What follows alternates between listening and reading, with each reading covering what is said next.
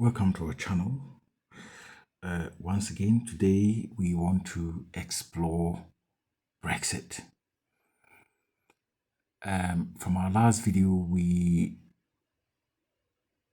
spoke about doing the pros and cons of Brexit. However, today, on the 25th of March, there has been some developments on Brexit.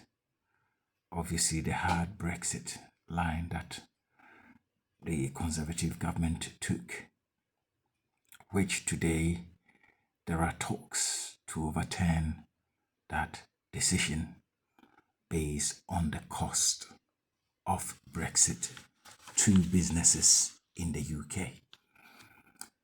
And so this leads to this video, which is got a more thought-provoking title, which says Brexit, a wise or dumb choice. So this is what we're going to explore today. But to basically kick that off, I will quickly look at some of the articles that we had coming in today concerning Brexit. And so we see here that Labour is back on Brexit, pledging to tear down barriers after new figures reveal Brexit costing UK businesses £37 billion a year. And so this is what brings us to this subject today. So Douglas Alexander stated that UK and EU trade is dropped by 5%, which is costing UK businesses £37 billion a year. So there is that talk for the UK to consider re-entering the custom union and the single market. From a more personal experience, even postal into EU zone, I personally posted an item, a package, which has just been returned to me today. Previously, and this package basically was in the postal system, which was in Europe for nearly a month. Whilst I paid so much fees for it, £36, just to post it across. Something that would have previously cost me about £16 cost me about £36. But then when the package got into Europe, they were also demanding an additional fee of about €43. Obviously, the recipient didn't pay it, and so this item has been returned to me today. So this is just an experience, something that previously when we were in the Union would have reached Europe in less than 3 days with a very minimal fee. Now you pay so much, it goes into the system, lasts for over a month and a half, and it gets returned to you. And so we are asking if Brexit was indeed a wise or a dumb choice, or were we conned into it? We ask you the question, are you richer or poorer because of Brexit? Have you gotten any advantage as a citizen of this country? Has there been any advantages or benefits to you since this country exited the European Union? Now, the Leave agenda, the way that Brexit was sold to the masses of the people in England, was one based on the idea of immigration. So it was very clear that come something like 2015, obviously immigration or migration from some Eastern European countries into the UK was relatively high. It is also known that some people were actually here either working or claiming benefits for themselves here and for their families back home. And so this created a huge dependency or a huge strain on social services and social amenities. And so it was very easy for the Leave campaign to bang on European migration as one of the key factors encouraging people within the UK to vote Brexit. There was also the talk of free trade with the outer world, or maybe with the global economy, rather than the restriction that Britain may have had being in the European Union. Obviously, their inability to access global markets on their own, but only as a union of the single market. Then there was that talk about political issues, taking back political power from mainland Europe into Britain. So basically gaining more power with the British Parliament. So this was also a strong point, that we take back our political power and make our own decisions. However, as a citizen, have you benefited in any way with the UK taking back political power? Some of the power that has been somehow abused have probably been something like the Rwanda scheme, where the UK under Rishi Sunak applied parliamentary supremacy over judiciary, the Supreme Court ruling that Rwanda wasn't a safe place to send migrants. And so these are some of the factors which has not necessarily been politically viable to anyone within the UK. Then we look at taking back judicial power. So this has also, there has always been a bit of wrangling between the UK Supreme Court and Strasbourg. Obviously, Strasbourg being the higher power, that when there was a ruling within the UK, if people were not satisfied, they had that opportunity to take their cases to Strasbourg, where the decisions were deemed to be final and binding on the UK Supreme Court. So there was also, obviously, we've talked about parliamentary supremacy, British Parliament having the ultimate power in making decisions within this country. Then there was also the talk of jobs, UK jobs. So there was that argument that if we came out of the Union, then the UK will get the opportunity to apply this type of selective immigration to support the UK job market. So doing something like the Australian style, where the UK could also use the points-based system to select labor from elsewhere. Then there was also the talk of goods and services that we could benefit from competitive prices from elsewhere. This deceptive or negative ideas were sold to the public. Obviously, it is known that Nigel Farage and Boris Johnson were very active in selling this idea to the UK public. But let's go to the reality. So what is the reality today? The reality is that this hard Brexit that the UK chose, obviously spearheaded by Boris Johnson, is costing this country so much money in trade and business. And so as of 25th of March 2025, there is that report by Douglas Alexander that UK and EU trade is dropped by 5%, costing UK businesses 37 billion pounds.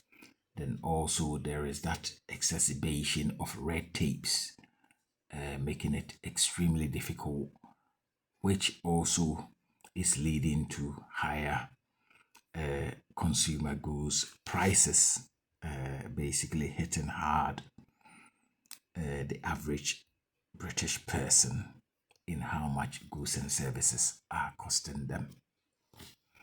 So, in reality, the arguments that we are going to raise here are arguments that could be said on the path of the Remain and also the Leave campaign, or the Leave and Remain teams. From what I deduce from obviously this little research has been the fact that the Leave campaign was more negative and the Remain may have been more positive. So we're going to go into it. So we look at something like foreign affairs. The argument here for the Remain was that if we remain in the European Union, then we were basically part of the 500 million inhabitants in Europe, and therefore British influence, or Britain being at the table in the European Union, was very important in the sense that we were then able to have influence. We may also notice in recent times the issues between Donald Trump, President Zelensky of Ukraine, and also President Putin of Russia. And obviously the Europeans have been very negative about Donald Trump's effort in brokering some sort of peace between Russia and Ukraine. The argument has been that he basically did not negotiate or allow the opportunity to negotiate a good deal for Ukraine with Russia, but he made excessive concessions, which has basically angered a lot of Europeans. Then we look at Donald Trump's stance on NATO, urging European nations to basically pay more. So this once again is actually created a situation where British influence, even though we are out of the European Union, we saw that Keir Starmer and Emmanuel Macron, the president of France, were somehow getting together to unite European forces to basically take more control and more, basically fork out more expenditure in NATO, take more control to support European security. So, the idea that, Britain was okay alone, we see that in now foreign affairs and foreign issues, we see the importance of Britain obviously working and walking hand in hand with the European Union to protect Europe. The next point was to do with sovereignty. So there was also the talk, obviously the Leave campaign came up with the idea that Britain will become more sovereign, take control of its borders and its laws and its judiciary systems. But we also see that the Remain campaign were arguing that sovereignty, Britain still had some degree of sovereignty even as they were in the European Union, because they were able to opt out of the euro as a currency and obviously retain the pound as the domestic currency, and also opted out of the Schengen zone agreement. And so there was a degree of sovereignty. But in this day and age, is any nation indeed sovereign? The answer is that sovereignty is a manageable affair or issue, in the sense that countries have to collaborate with each other. Countries have to negotiate with each other. Countries have to sacrifice certain things to gain certain things, to interact with other countries. And so it is only beneficial that Britain is somehow trading off some of its sovereignty to have influence in the European Union.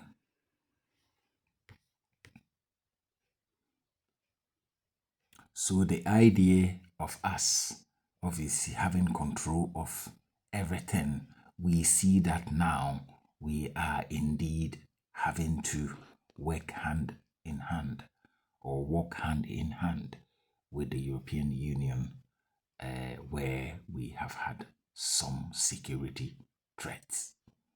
So then we come back to the next point, which is security, which obviously we know that in recent times, Donald Trump is definitely upset Europeans in the way that he has negotiated peace between Russia and Ukraine. And this is actually bringing Britain very close to Europe. And so there is that need to enhance relationships. So we see here that the Leave campaign's idea that when we take control of our borders, that we will be more secure, in reality does not really work. But being in the union and working with our allies, European allies, which obviously Europe is much closer to Britain, is what really works. Then the next thing was to do with money and business, where the Leave campaign were arguing that Britain was paying so much money, i.e., in dues, to the European Union, and that if we got out of the Union, we were going to save so many billions of pounds that could be used to support the local economy and to help with people in low incomes, to help improve, obviously, livelihoods within Britain. In reality, this has not happened. It is factual that most people in Britain are much poorer now that we are in Brexit than when we were not Brexit. Especially those at the bottom end of the scale of wealth have become a lot poorer, purchasing goods at much higher prices, are unable to find as much work opportunity. They've had incomes reduced, yet the cost of living has been heading up and up. Another thing that we also see is price increases. So we see that now there seems to be a lack of regulation, which means that people or companies can just increase their prices anyhow without any form of accountability. I have seen in recent times where you walk into a shop, you buy something for say £10, you go back the next time and it's about £13 or £14, and there is nothing that you can do. And I'm very sure that if we were in the union, then we will have to adhere to certain rules concerning price increases within the European Union. So this would have been beneficial to ordinary people. And so with the Remain campaign on business and money have argued that Europeans or the European Union invest billions of pounds in UK public and private sectors, and therefore by exiting the union, we basically lost a great deal of that investment. And so it will be beneficial to have that investment back into the UK economy. Trade and investment, access to the European single market. There was that argument, obviously, for the Remain campaign that, the access to a European single market was something much beneficial to the UK economy. It helped in how much goods that the UK could export into mainland Europe, thereby creating jobs, and also that access to the European market, i.e., in importing goods and services to the benefit of the UK economy. But obviously, the Leave campaign was arguing that we could access this in the global market. In reality, that hope that Britain was going to align with America, it really didn't make much of sense, in the sense that you're looking at proximity, that Britain is a lot closer to the European Union than it is in distance to America, to Australia, to Japan, and India, and also Africa.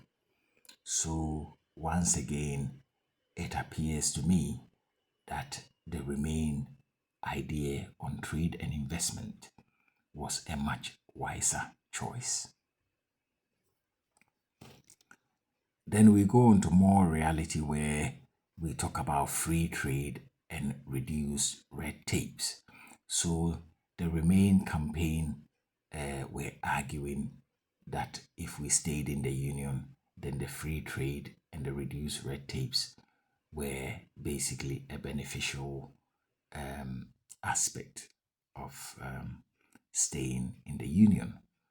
But then the Leave campaign didn't want to have anything to do with that. They were very happy to have customs erected on the borders and to just have the red tapes. They feel that the sovereignty was more important than such things.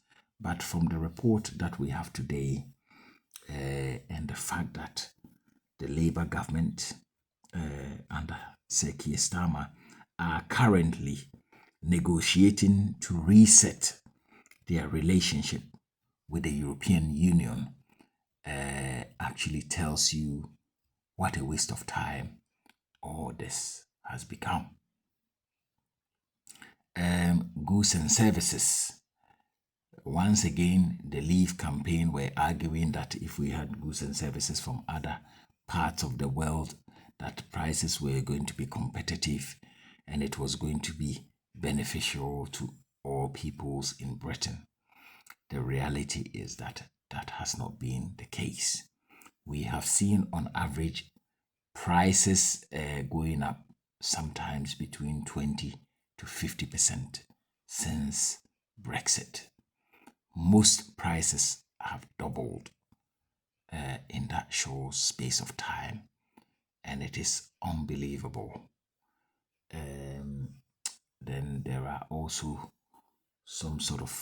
a lot of companies that are basically creaming off money from the poor, attacking poor people, taking money unjustly from poor people. And yes, people access to justice, to the justice system in the UK has got big question marks at the moment, which is very sad, because UK was definitely a place where an individual could take on a giant or a big company and obviously was able to find justice, but not anymore. Now, justice is only for the rich. The average guy cannot afford to engage lawyers at the level where they could have any success in the judiciary systems. Then we talk about access to jobs in the European market. So this has been a big detrimental effect to the youth, to younger people who previously could have gone into Europe to pursue a career or look out for jobs and have that flexibility to move in between the EU and the British job market. Now that access is not there anymore, and where it is, there are a lot of red tapes and costs involved in accessing the European job market. That argument that people were going to come elsewhere based on the point system and the skilled worker scheme, that has also come to pass or come and gone, and it has not been as beneficial as it was initially argued for. So at the moment, the youth are at a big disadvantage in accessing jobs now and in the future. So the Labour government is actually working as we speak to gain access back into the European single market and also the customs union.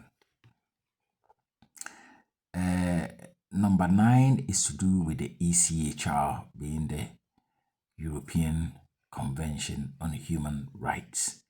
So in the union, the lives of ordinary British people were protected under the European Convention on Human Rights. But now there has been that talk. Even Kemi Badenoch, the head of the Conservative Party, was advocating, and also Suella Braverman did advocate for Britain to vacate the ECHR. So all these things are no good to the ordinary person. And so, as we know now, that the Keir Starmer is negotiating to reset the British relationship with the European Union. Then there is also the issue of the cost of the hard Brexit, the choice that Britain made. So the cost is what has been debated today in the newspapers. And so the talk of re-entry into the single market and the customs union, tearing down EU trade barriers and red tape, is what has been discussed today. Then there is also the Labour government renegotiating to reset relationship with the European Union, based also on security threats and obviously the issue with the Russia-Ukraine war and the challenges that most countries are currently claiming to have with US leader Donald Trump. Labour, unfortunately, are also cutting budget, basically cutting the benefits of the poorest in the UK. And so you tend to find out that Labour and Conservative end up doing the same thing. And it is always pressing down the poor, pressing down the weak, pressing down the disadvantaged. Because when Keir Starmer was voted in, there was that hope that he was indeed going to be looking after the poor, the disadvantaged, and the marginalized. But we see from the cuts that they are announcing today, and its indication that it is going to actually affect the poorest more. It tells you that indeed none of these parties are doing anything beneficial for the ordinary person on the street. So, in a nutshell, this whole Brexit thing, was it a wise decision? Was it a waste of national resources? The 51.8 and 48.2 basically vote to exit the union. Was it indeed a wise decision? Or should the percentage should it have been at least 60% to have actually triggered this change? Because now the talk is about Labour renegotiating its relationship with the European Union for the future generation and the young people that are going to be seeking jobs in Europe in the future. So indeed, there's also been a great deal of waste of legal resources. And so there is a talk that we, Britain, may re-enter the single market and may also re-enter the customs union. So we want to hear from you if you think Brexit indeed was a wise or a dumb decision. Was it a waste of national resources? Was it a waste of time? Could all that waste of time and resources been saved to the benefit of the ordinary person? So come in, say what you think. Let us know your opinion. There will be more videos on Brexit. In the subsequent videos, we are going to try and look out for data to support issues to do with immigration, issues to do with trade, issues to do with jobs. We are going to amass some data, analyze the data to see if indeed Brexit has been beneficial to anyone. Thank you for watching our channel. Add your comments and contributions. Let us know what you think. It's a learning curve. You may agree or disagree with my presentation, but I want to engage you to speak up your mind. Say what you think. If Brexit has benefited you, let us know in what way. Thank you for watching this channel. Good night.